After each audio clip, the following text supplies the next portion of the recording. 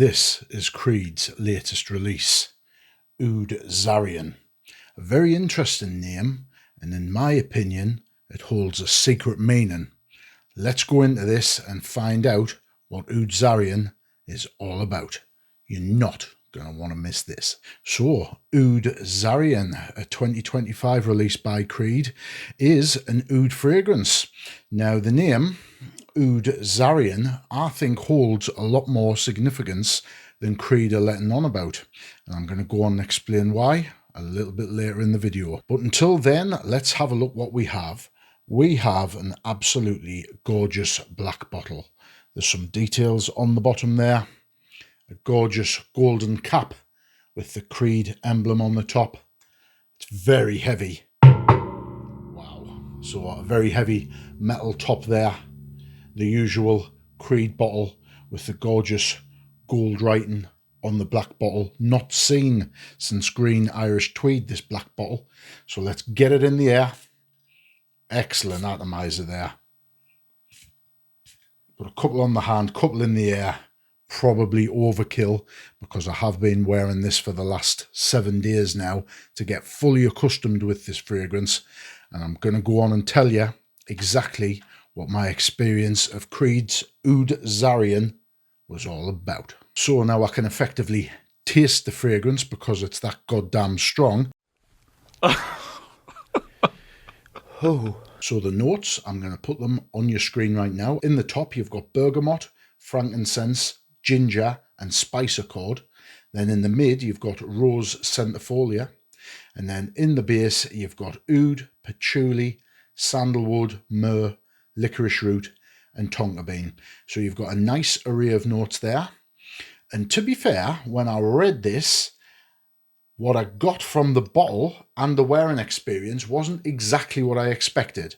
I was pleasantly surprised, but it isn't as deep and as dark as I thought it was going to be. So now we've put it in the air. What do you get off the top? Absolutely gorgeous spice accord. You get a lot of spices off the top. There's some ginger there, which gives it some brightness and some sparkle. The bergamot's in there, and the bergamot, I think, just lightens this up a bit so it doesn't go deep and dark early on. And then, as listed, the spice, which is what you get. You get a hit of spice. You get some ginger in there. It's quite bright. It's a bright opening, but immediately, and when I say immediately, I mean within minutes, you get the woody oud accord. Now this oud, as expressed by Creed, is oud coron. Now there's also information which I've found which explains exactly what this oud is. So the oud which is in here is an 80-year-old oud. Now I don't know if it means that the oud has been on the tree for 80 years, or whether the tree, which now has oud in it, is at least 80 years old. Creed don't specify, but I think it's probably the latter. Now, it states that this 80-year-old oud is from Sylhet in Bangladesh. So this is a Bangladeshi oud, oud coron. And this reflects a tribute to olfactory heritage. Fantastic. Now, Creed state that the House of Creed has come together with Jalali oud cultivators, so that's the official name for the Bangladeshi oud, who share its profound respect for the artisanal customs that have transcended time. So they've found some rare oud in Bangladesh, this Jalali oud, oud coron, a number of names here, and that's what they've got in here. Now, unfortunately, they don't list what percentage the oud is. That would have been nice. Some other houses like Aaron Terence Hughes pride themselves on this, but what I can tell you is the oud is apparent, and there's definitely oud in here. Now, this oud, it's more like a Western oud. It's dark, but it's slightly sweet. It's quite earthy, but it's very velvety. That's what I get from this. It's a dark, Western, velvety, slightly sweet oud. It's not your Middle Eastern barnyard oud, which is going to blow the doors off, which is great because it doesn't take over this scent, which is wonderful. But it certainly adds a lot of refinement, class, and definition to this fragrance, and I'm glad that it's in here. So after you've got the spicy top with the woody oud coming through, then you find the rose centifolia, which is in the mid of the fragrance and takes center stage. Now this rose states that the harvest of this plush bloom is so fleeting, a mere 3 weeks in May at dawn. That's its essence that makes it unrivaled in its rarity. So what they're saying is this centifolia rose, it doesn't bloom for very long. They've harvested this because it's rare and they've put it in here. Now the rose in this isn't a powdery rose, which is good, because I think if they tried to make this powdery with the spices and the oud, I'm not really sure it'd have worked. But it's a sweeter rose, it's a stickier rose, and it's very smooth. It's not massively overpowering, but you can definitely detect it here. Now, what's great about the overall composition of this is there's not really any one note which dominates. It is a spicy, woody, oud-based fragrance, yes. The oud is there, the rose is there, the spices are all the way through it. But there is a little hidden gem in here. And for me, it's what makes this fragrance great. The top notes last for a good few hours, and the spices and the resinous notes run throughout this fragrance. Then you get the May rose, which comes in after a few hours, and then you get the base notes. Now, albeit the oud comes through earlier, the rest of the base notes come through at maybe around the 3 pushing 4 hour mark. They creep in, they don't just smash through the other notes, they kind of envelop the notes which are blatantly apparent. So then, as listed, you've got licorice, myrrh, tonka bean, sandalwood, patchouli, and the oud. Now, what's great about this is that they come through in different concentrations at different times. They don't just all come through together and give you kind of one scent. You can pick most of these notes out. Now, the sandalwood adds to the creamy, soft, velvety nature of the oud in here, which again, I've said, it's dark, but it's not deep and off-putting. It's kind of dark, it's sweet, and it's kind of velvety. That's how it comes across.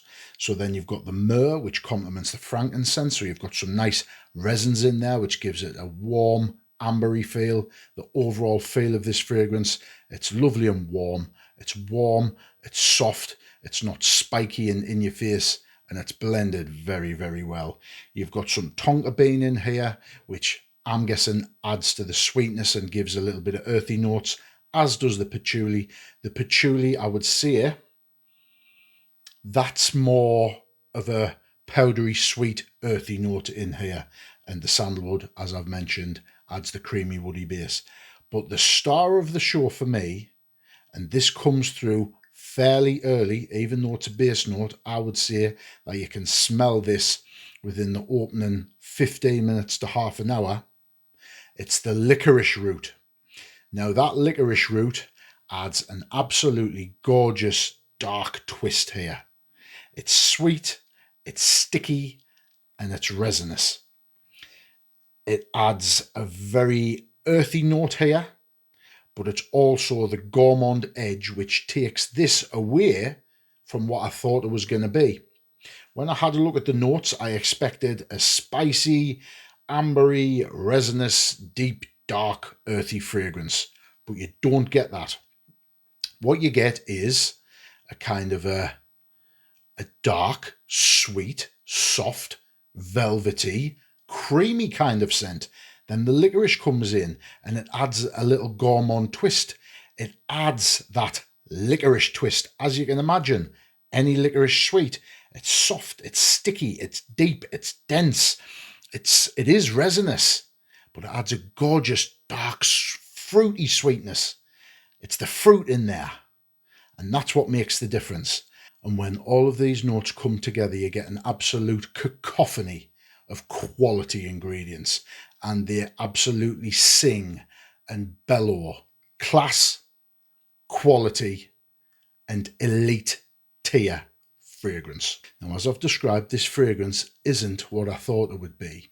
Now, as the fragrance went on, I thought this might go a bit darker and might turn a bit more earthy, be a bit more resinous, but I don't think it does. The opening hour is about as dark as it gets, and as this fragrance transcends towards the base notes, I think more sweetness comes through.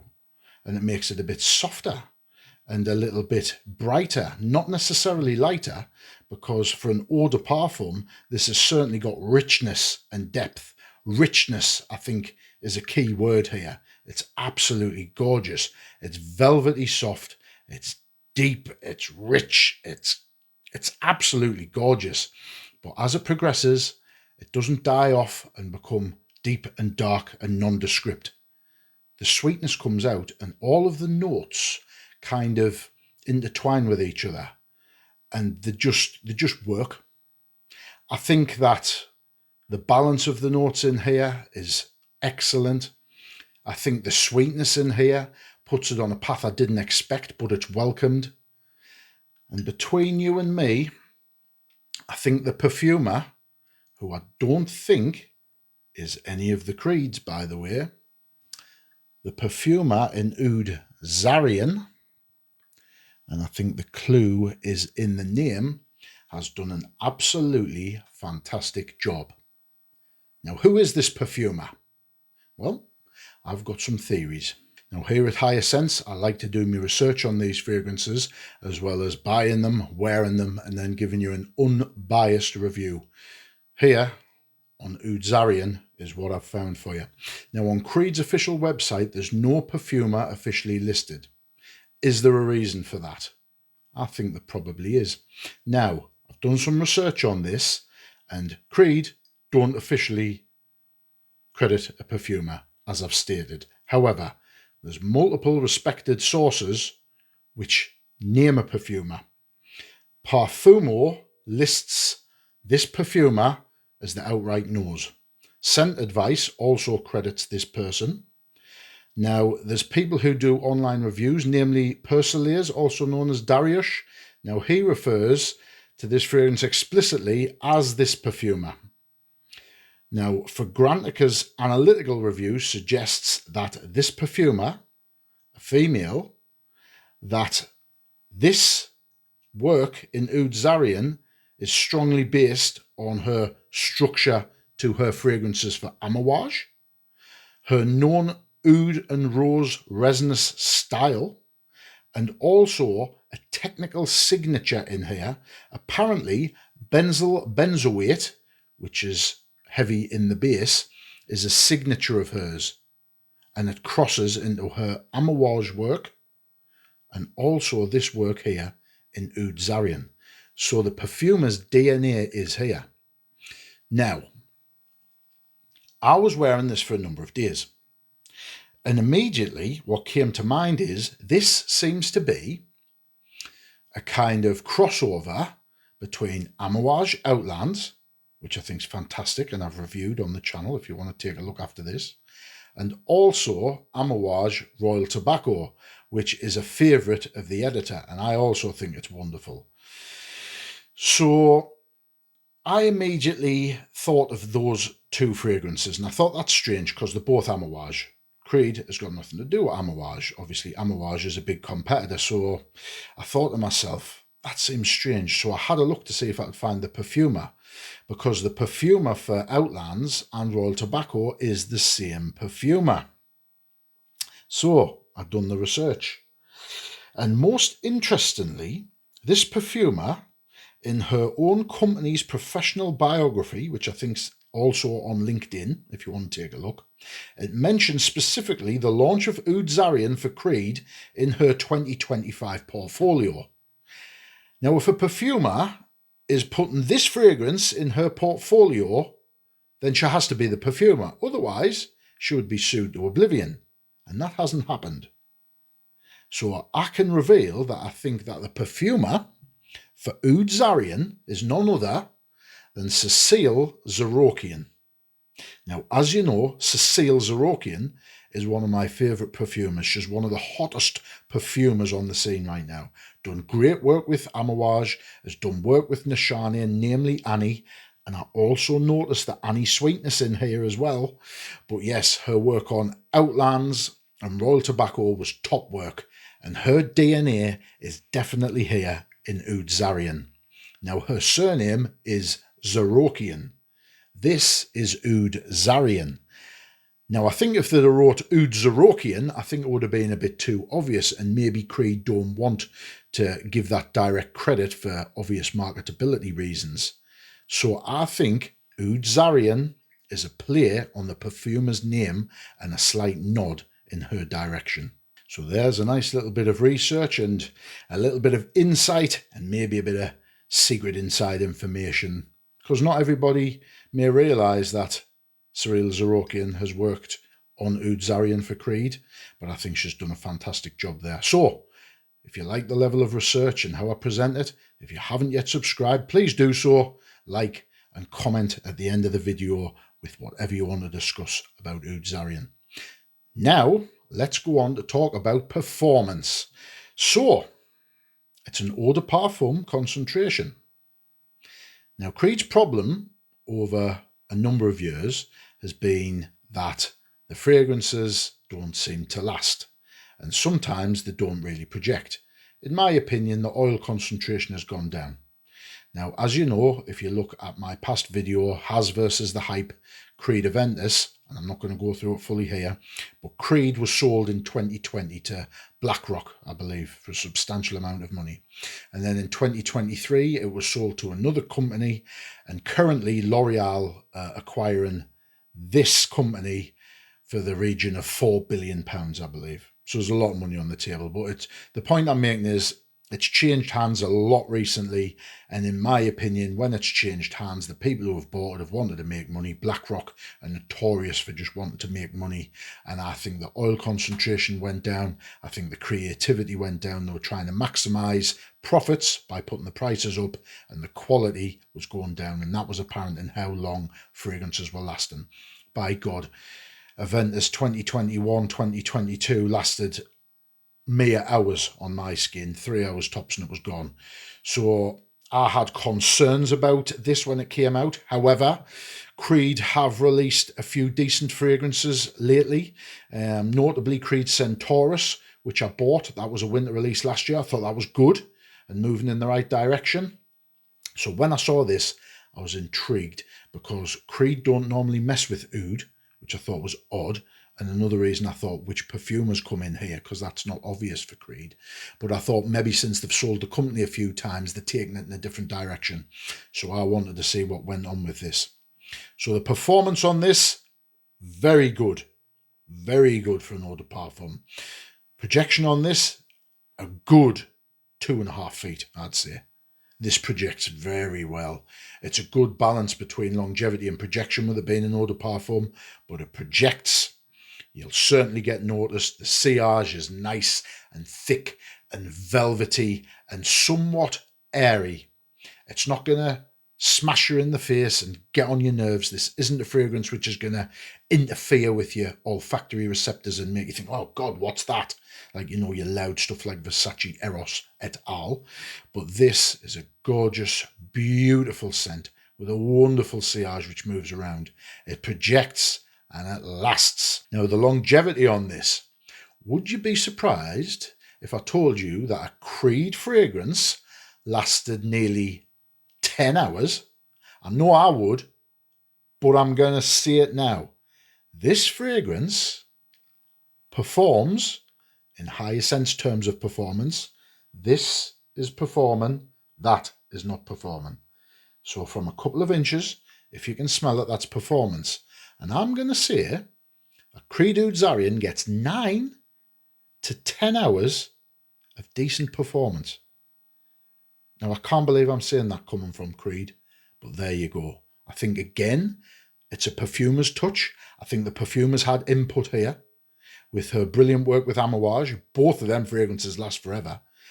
And my guess is, and this is hypothetically speaking, in my opinion, when Creed have approached Cécile Zarian and said, make a fragrance with your DNA, I think she said to them, well, I'm not releasing it unless you make sure it is my DNA. And her DNA is gorgeous sweet gourmands with resins that last. And this delivers. So projection, good. Longevity, great. Sillage, wonderful. Brilliant. All positives for this. But now we'll go on to discuss this. Can you see it? Yeah. The elephant in the room. Now, this is a new release, yes. It has 8-year-old rare oud, yes. It has wonderful quality ingredients, yes. But the price, 100 millilitres, not the old 120 that you used to get in the good old days. 100 millilitres will set you back an eye-watering £495. Now, yes, it's a niche fragrance, and yes, there's quality in abundance here. But £495, is it justified, or are Creed just cashing in on their name? It's a difficult one. Quick maths, it's £4.95 per millilitre. It's at the top end of niche perfumery. But for me, the scent profile, how it develops, and it's not totally linear, its performance, and the fact that this is different in Creed's line, it's an oud-based fragrance. I think all of them positives, dare I say it, I think the price is somewhat justified here. Now, is this for the everyday person to go out and purchase? Of course it's not. Is it blind buy safe? No, it's not. It's absolute bloody quality, don't get us wrong. And if you like Western-based ouds with resins, woods and a fruity twist, you're going to absolutely bloody love this. You're going to love it. I love it, and I can't deny it. And I'm not usually a Creed glazer. I'm quite critical of Creed, and I think it's been overpriced and under-delivered. But on this occasion, yes, it's Creed's most expensive fragrance of recent times, much more expensive than the £320 Aventus. But because of the rarity of the notes and the quality and the performance, I think it is justified. Would I buy this fragrance? Yes, I would. I have bought this fragrance. Now, I know I buy things to review, and if it's good, I'll tell you, and if it's bad, I'll warn you off, and I've got to stomach the loss. However, I did get this at a good price. Really good price, actually. Really, really good price. And thank you to my friend Tai Tai for getting this to me. Much love for the channel. Thank you, sir. Now, at the price I've got it, it's definitely worth getting, okay? But I'm looking at the retail price of £495. That's what I've got to look at when I'm saying, do I recommend it to yourselves? Now, is this one of the best oud fragrances I've smelled? Yes, because of the other notes in here and the direction it takes. Is it one of the best Creeds I've ever smelled? Yes, it is. And that's high praise indeed. Now, I'll just put the caveat, it's one of the best Western-based ouds I've smelt. Obviously, the Middle Eastern ouds are completely different to this. But so far as Western ouds, this is top quality. And I think you should test it before you buy it. It's very expensive, but you don't need much of this. By God, 3 or 4 sprays will get you going all day and get you all the performance you need. So 100ml will last you a long time here. Now, looking at the seasonality, it's obvious it's autumn and winter. Scent profile, how it performs. Now, it is sweet and fruity, don't get us wrong, but it's not so sweet and fruity that you can wear it in the summer. Could you wear it in colder spring? Maybe. Maybe, but the note profile for me, it's deep, dark, rich, gourmand, fruity, wonderful. It reminds me of Christmas time. The deepest, darkest of winters, and this will just put a smile on your face. It'll cut through the cold. It'll add a nice, sweet, fruity touch, and it'll just, honestly, this will brighten up your day. Where to wear Creed Oud Zarian? Business meetings, great. If you're the boss, wear this, because this is a boss fragrance. Is it work safe? No. So you can't really just wear it at work. But suit and tie, black tie events, big social gatherings, indoor and outdoor, as long as it's not in massively close proximity with no air. And if there is, go easy on this. But this is top end, classy, gentlemanly fragrance. So anywhere of that ilk, I think this will perform great. Evening socials in the cold, Yes. If you dressed up smartly, yes. Dear socials and casual, absolutely not. So in conclusion, Oud Zarian by Creed. It's a fantastic release. It's one I was looking forward to trying, whether it was going to be positive or negative. I wanted to own it and review it because I know that you viewers out there of the higher sense have probably been wanting to know about this. And I think this is a resounding success, purely from a fragrance point of view. Scent profile, performance, absolutely elite level fragrance here. I've got no regrets buying this, and even if I'd have paid full price, I wouldn't have had regrets, because for me this is special. This is fantastic from Creed, and if Creed has took a new direction and this is the quality of fragrances that they're going to release from here on in, I'm all for it, and I hope you're here with me to follow this journey. So yeah, get your nose on it. I very much doubt you'll be disappointed unless you don't like Western ouds or licorice. Interestingly, I don't like licorice to eat, and I don't particularly like the smell, but in here it just adds another dimension and it makes this fragrance absolutely resonate and sing. Now, Creed don't officially credit a perfumer on Oud Zarian, and I think they do that for professional and business reasons. They want to keep the illusion that Creed is a family-owned and family-run business, with Owen Creed being the main perfumer. However, we now know otherwise. And behind the scenes, I think Oud Zarian has saved Creed. And on that bombshell, I'll see you in the next one.